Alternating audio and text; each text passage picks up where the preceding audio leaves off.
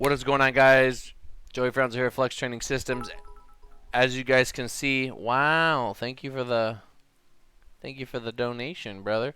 As you guys can see, I am back on stream, live in front of 25 million, and today we're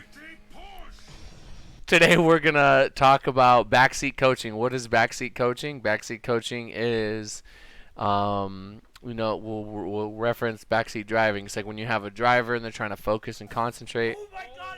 Man, we're just popping off. And you're driving, you're trying to focus on what's in front of you, and you got a guy in the backseat that's like, oh, turn left here, oh, brake, oh, go do this, go do that. So we're going to kind of relate it to coaching because I think it's something that actually happens mildly frequently in lifting, whether it's powerlifting, bodybuilding, just general gym culture stuff.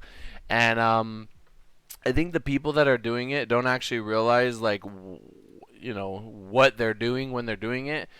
And we're going to talk about just the different types of people that might be doing these kinds of things. And now people are throwing bits at me. Anyway, so backseat coaching. Let me give you guys an example. You have a lifter, and that lifter has a coach or someone guiding them, right? Maybe they're part of a school program, and they're getting instructions from their teacher, their school, whatever.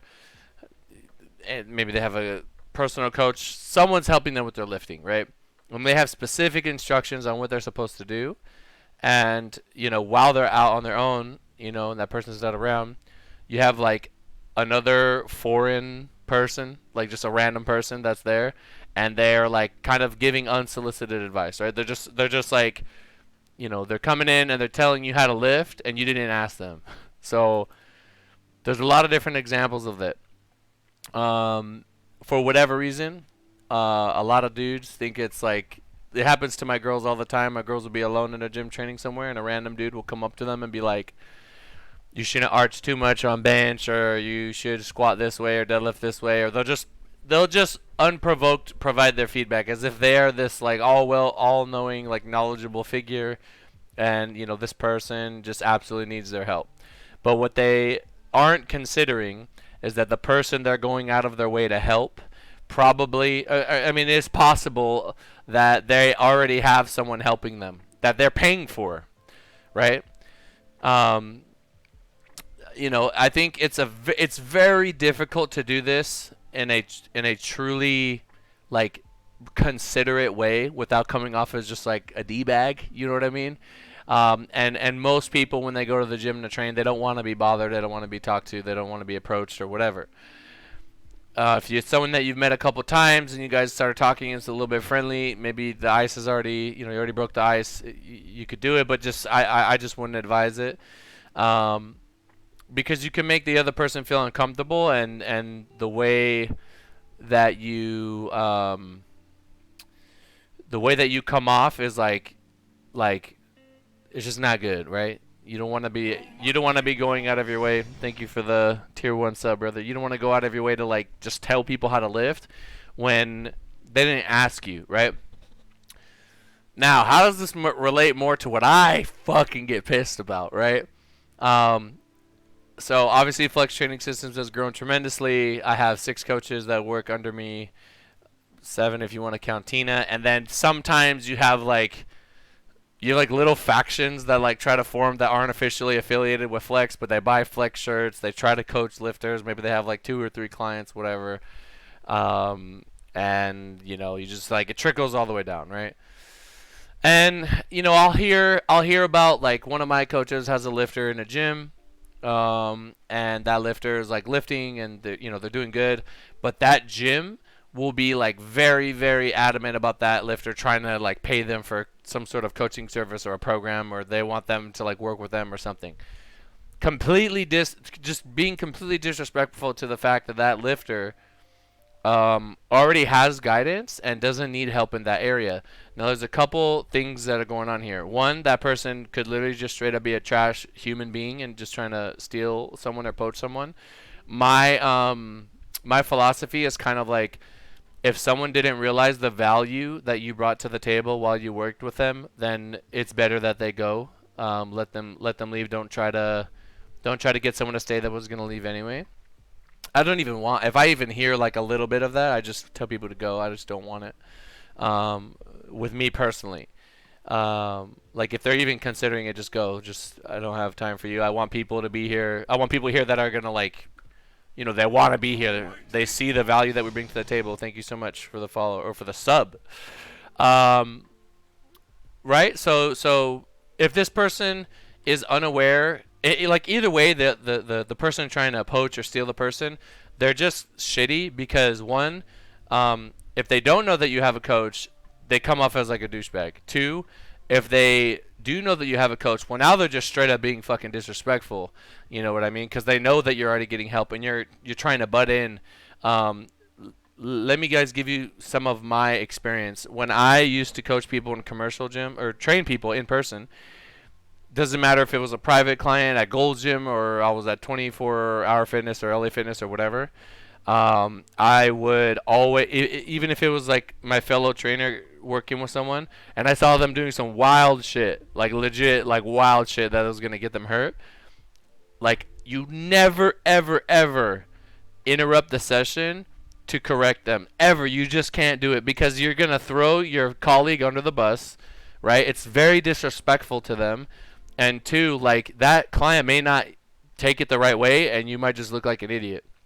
So what I do, and I encourage people, like if they want to do this, this is what they can do, and this is how you earn respect with people. This is how you build up your reputation, and that is going to take you astronomically farther. Let me tell you from experience, than trying to do things on like trying to steal a client here, steal a client there. Plant your little seed here, act like you're being friendly, but really you're being a fucking sneaky fuck. You know what I mean? A lot of profanity in this one. I'm gonna have to put the notification in the YouTube video that I was cussing a lot, so that way they still monetize my shit. Anyway, right? Like you're gonna build so much more, you know, just respect in the industry if you say, okay, you see some wild shit, and then instead of like talking to the lifter or the client, you go to the coach and you say, hey man, I'm coming, I'm speaking to you like as truly as someone that wants to help. And most people won't do this because it's not that they want to help. They want to be like snakes. You know what I mean? But they'll go to the coach and they'll say, hey man, I saw your lifter doing this, or I saw your client doing this, and you know, I just wanted to kind of show you what I was thinking. I have not spoken to your client because that's your client, and I respect that. Thank you for the bits, brother. Um, and I just kind of want to like, bounce ideas off of you. Like maybe you could tell me why you're doing what you're doing, and then I could show you like what I would do. Like if you want, you know what I mean. And that way, like you're talking to the coach. It never gets to the lifter. It never gets to the client. They don't. There's no like you're not crossing any lines. You're not being disrespectful. You're doing the honorable thing by going to that coach and offering them like, hey, look, like I want to help you. If that coach is shitty and you feel compelled to like, I want to throw this coach under the bus. I hate this coach, whatever.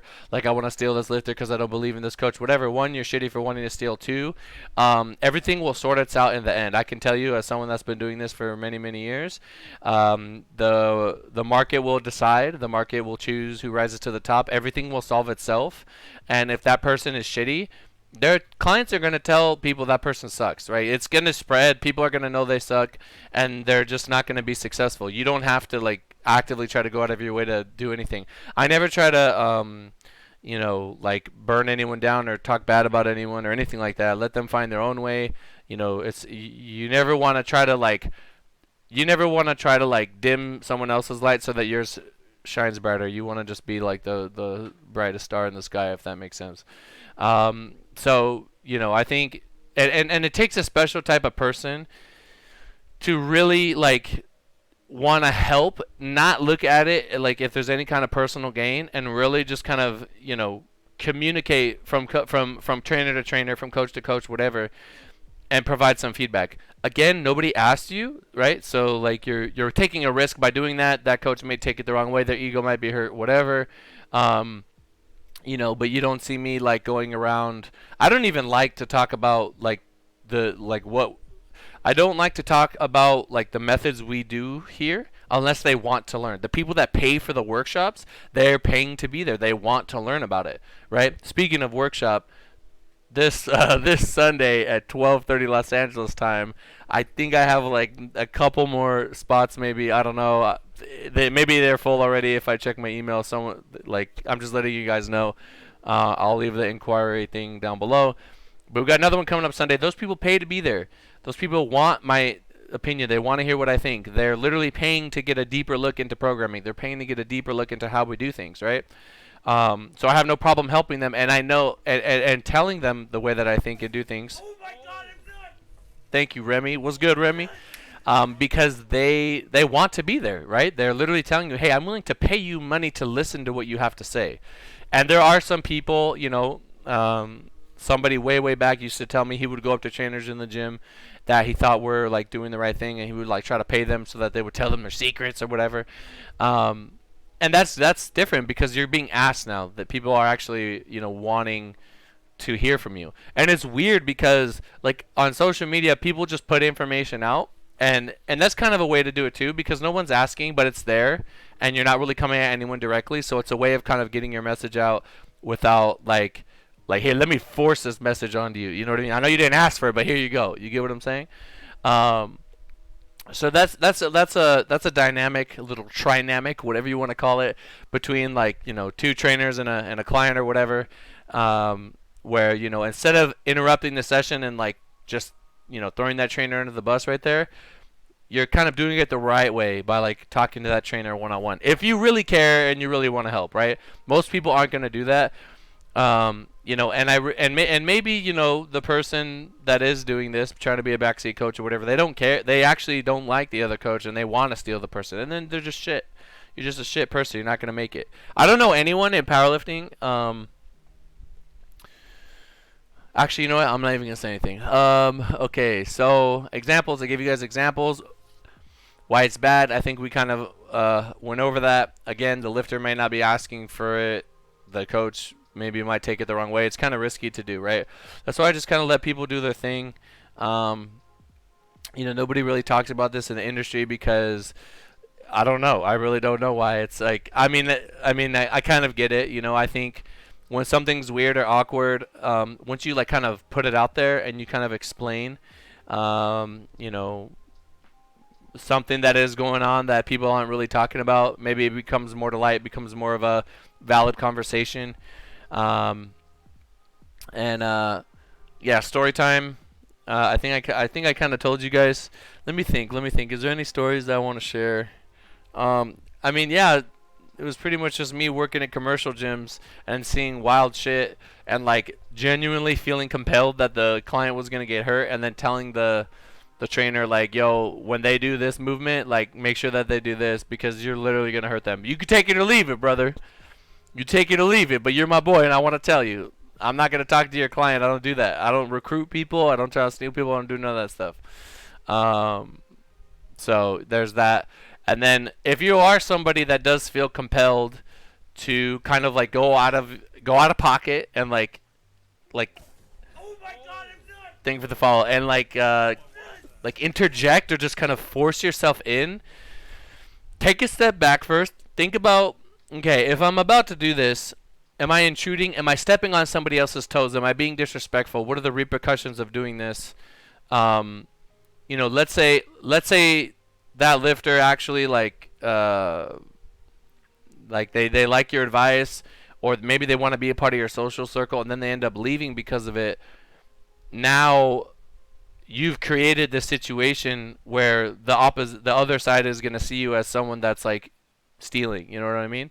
But like I said, if somebody wants to leave, it's weird. It's like, are you going to convince someone to stay with you in a relationship? It's like very weird. Any relationship, you shouldn't have to say no, stay with me. Like if you guys have been together for a while and it's just not working out on one side, and you feel like you're doing the best. Here's a dead indicator of when you just need to move on.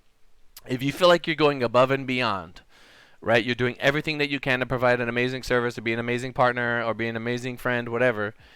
You're going above and beyond. That's how you feel, and the other person feels like you're not doing enough. You just need to stop, cut your losses right there. Just call it, like, hey man, like this is, let me they'll see it. They'll see it after they leave. Just continue to do your thing on your side. Focus on something else. Take your energy that you feel like you've been spending on them and they're not appreciating it, and you could probably spend it on 3, 4, 5, 6, 7, 10 other people and make all of them happy. You get what I'm saying? So you have to know your worth, and you have to know, like, don't chase people and just win even harder, right? Win even harder. Many moons ago, I had a lifter that used to work with me, and he was like trying to get into coaching, and he was like, "Hey, I think this person's trying to steal my lifter. Like, what do you think I should do?" Um, it's the same thing. Like, if someone's trying to steal your girl, like if she doesn't stop it there, then I would question the integrity of that relationship. But I would tell him, I would be like, "Hey man, if your lifter like thinks this person is amazing and they're listening to them, even though they're paying you, like let them. You don't want their money. You want to get them on up out of here, man. You want to focus on real ones. You don't want that kind of stuff around you, because it's gonna be, you're always gonna feel like you got to try to prove something to them. When at the end of the day, it should just come natural. You should just be able to be you, do the best that you can, and at the end of the day, everybody gets matched up with who they need to be matched up with. So yeah, I hope that was like mildly entertaining for you guys. I think it's a good topic, especially when it's like it's so annoying when, like, I used to have a girl that would go to this one gym, and they would tell me how, like, the trainers there would always try to, like, tell her how to do stuff, and she was just so nice. It was hard for her to, like, tell them, no, I don't need your help. I'm literally getting help from someone else. Like, thank you, but I don't need it. And then it's confusing for them, because now they're hearing these other things. And that's another thing. If you have a circle of friends around you and they don't know what the fuck they're doing, and they're throwing all these ideas out there, you're gonna start overthinking. And overthinking is probably the most destructive force in the history of fucking anything, right? Overthinking is not productive. It literally freezes you. Like, you don't know what to do. The indecision is such a hindrance, because you don't know if you go this direction or that direction or what. So, you just need to make sure that you don't have if be very careful where you take advice, and take everything with a grain of salt, and experiment with things, and just try to stay objective and don't think too much, right? But yeah, that's pretty much that. If you guys are able to take something away from this video, let me know in the comments down below. Let me get a hashtag. Stay in the pocket, right? Because we need people to stay in the pocket and don't be a backseat coach. Anyway, yeah, that's pretty much that. Later, YouTube.